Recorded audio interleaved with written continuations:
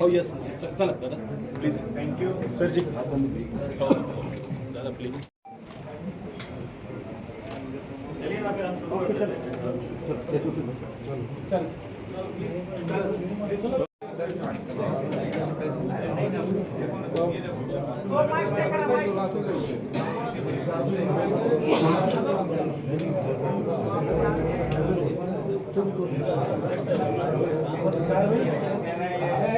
है ना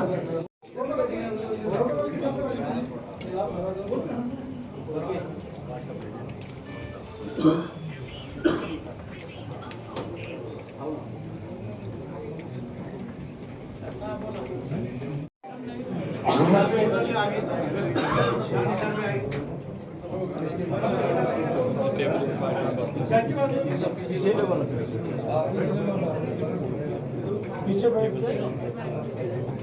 जान दो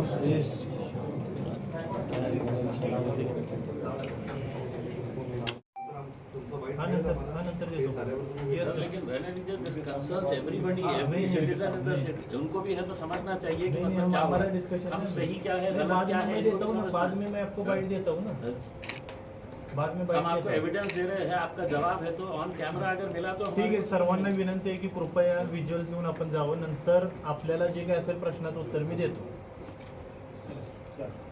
चला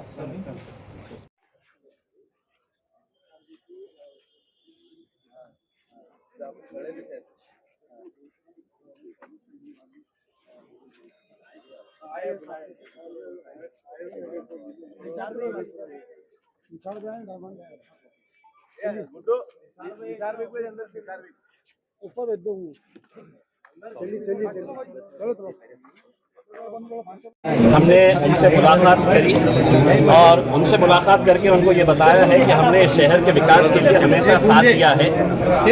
हमने जहाँ पर भी अतिक्रमण हटाने की बात आई थी हमने पूरी तरीके से महानगर पालिका का साथ दिया है. आज जो कार्रवाई हुई हम उनसे एक सवाल पूछने के लिए आए थे, क्या ये देश के लिए कोई एक बहुत सिक्योरिटी थ्रेट हो गया था, वो घर की रातों रात है तो आपको पूरा है तो कार्रवाई करना पड़ा.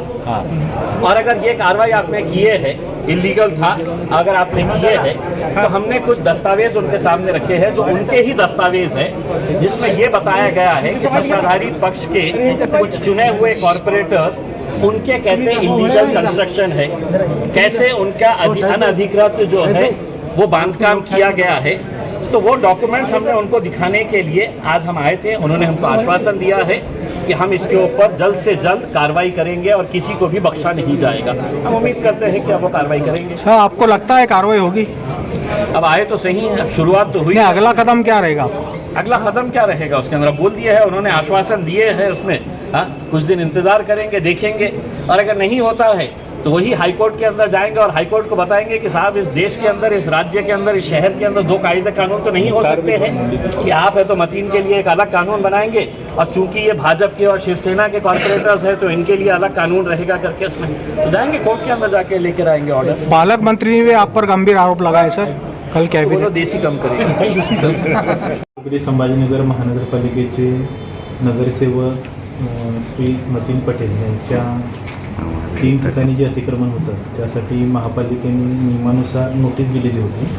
ती नोटीस दिल्यानंतर त्यांना त्यांच्या मालमत्तेबाबतचे कागदपत्र देण्याची संधी दिलेली होती. त्या संधीमध्ये त्यांनी कागदपत्र दिलेली नाहीत आणि त्या मालमत्ता अनधिकृत असल्याचे सिद्ध झाल्यानंतर आणि त्यासोबतच माननीय उच्च न्यायालयामध्ये सुद्धा त्यांनी जे ॲप्लिकेशन केलेलं होतं तिथेसुद्धा महापालिकेचे वकील आणि महापालिकेचे अधिकारी उपस्थित होते. त्या ठिकाणी कोणत्याही पद्धतीचा स्टे मिळालेला नाही. त्यामुळे महापालिकेने नियमानुसार लिगल नोटीस देऊन अतिक्रमणाबाबतची कारवाई केलेली आहे आणि ही कारवाई आहे ती महानगरपालिका आणि पोलिसांच्या पथकाने आज पूर्ण केलेली आहे. खासदारांनी काही आरोप केले आणि काही प्रकरणं आपल्यासमोर या ठिकाणी ठेवली, त्यामध्ये तथ्य आहे का? माननीय माजी खासदारांनी काही नगरसेवकांबाबतचे काही कागदपत्र आम्हाला निदर्शनास आणून दिले.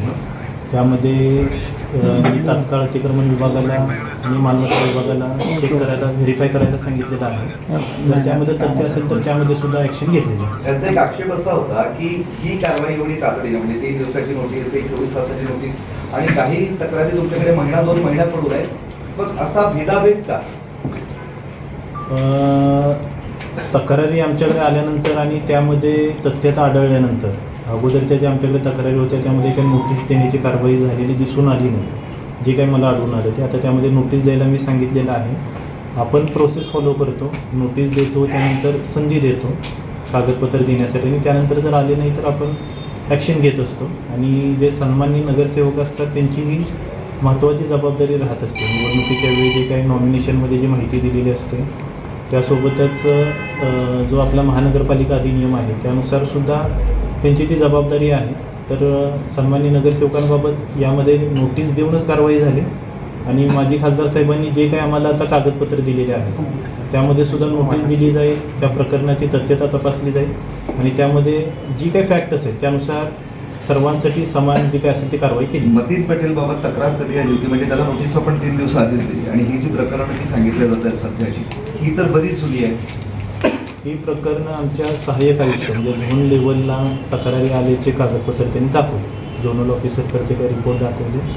ते का अतिक्रमण विभागाच्या कार्यालयामध्ये किंवा अतिक्रमण विभागाकडून त्याच्यावरती काही रिमार्क आलेली काही दिसून आले नाही.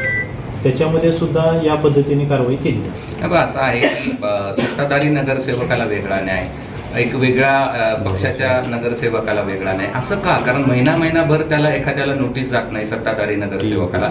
यामध्ये जे दोषी आहेत त्यांच्यावर तुम्ही कारवाई करणार का?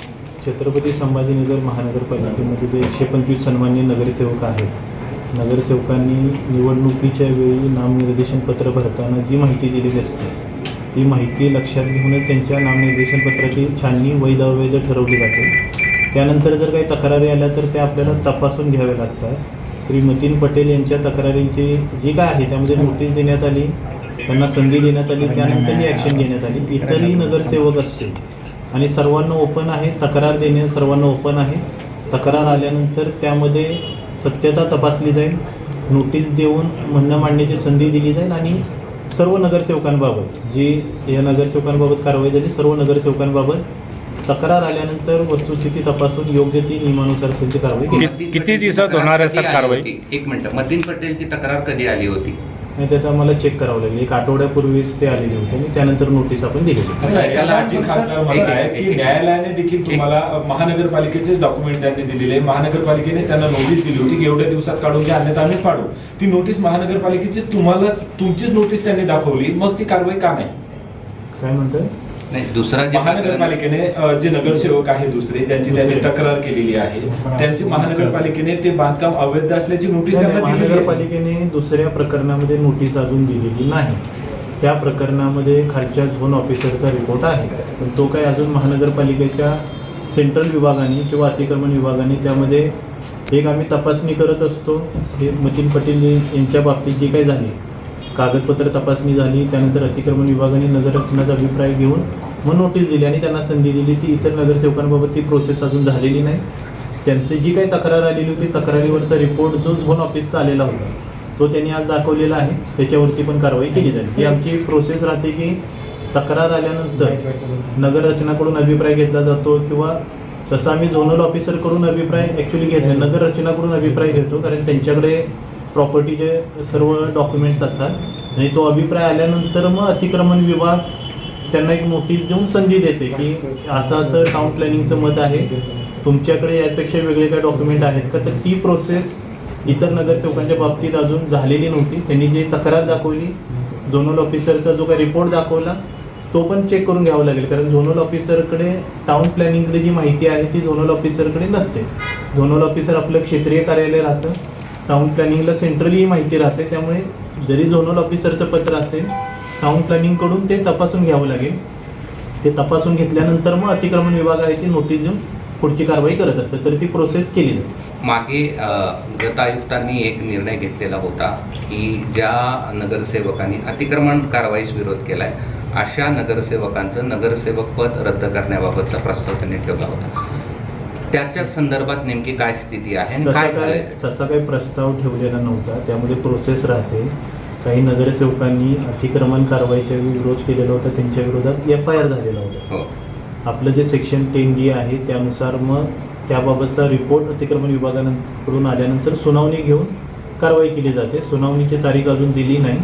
अतिक्रमण विभागाचा रिपोर्ट आमच्या इलेक्शन डिपार्टमेंटकडे आल्यानंतर त्यामध्ये सुनावणीची तारीख दिली जाईल आणि 10D मध्ये जी काही आपण अपात्रतेची कारवाई करतो त्यामध्ये म्हणणं मांडण्याची संधी दिली जाते. मग म्हणणं मांडण्याची संधी देऊन ती प्रोसिजर करून यामध्ये कारवाई केली जाते. असं तुम्ही आत्ता म्हटले की मतींच्या बाबतीत 8 दिवसापूर्वी तक्रार तुमच्याकडे आली होती. ही वस्तुस्थिती खरी आहे? पुन्हा विचारतोय कारण की कारवाई तात्काळ झाली त्यामुळे परत कारवाई झाली ती नियमानुसारच झालेली आहे.